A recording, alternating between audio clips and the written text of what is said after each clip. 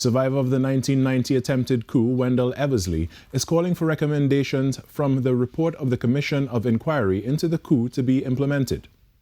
Speaking at a wreath laying ceremony for a slain police officer who lost his life on July 27, 1990, Mr. Eversley said he has been begging past and present administrations to honor some of the recommendations that were suggested.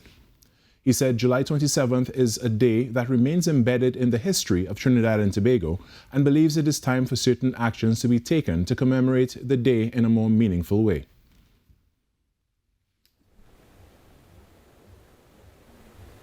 I have been begging and calling past and present government.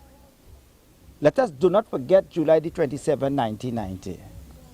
Let us do not forget the recommendations of the commissioners who sat for 2 years for the Commission of Enquiry.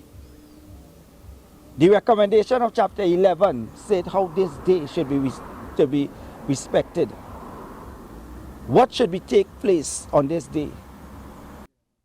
At the wreath laying ceremony, Reverend Autly Granthume of the Mount Pleasant Baptist Church remembered Solomon Mc Cleod, a police officer who lost his life on the day of the attempted coup.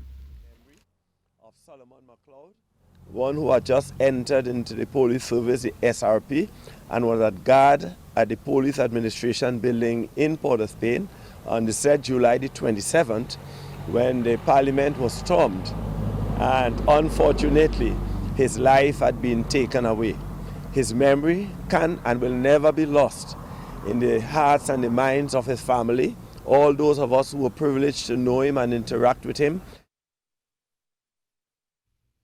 And also paying tribute to those who lost their lives on July 27, 1990, was President Christine Kangaloo and several others during a wreath-laying ceremony at the Red House on Thursday evening.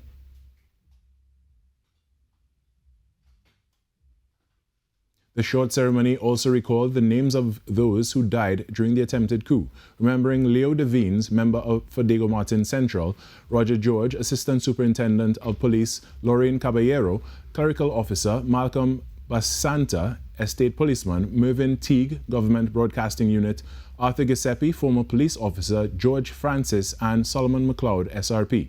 A minute of silence was observed for those who lost their lives, along with the annual wreath laying at the Red House.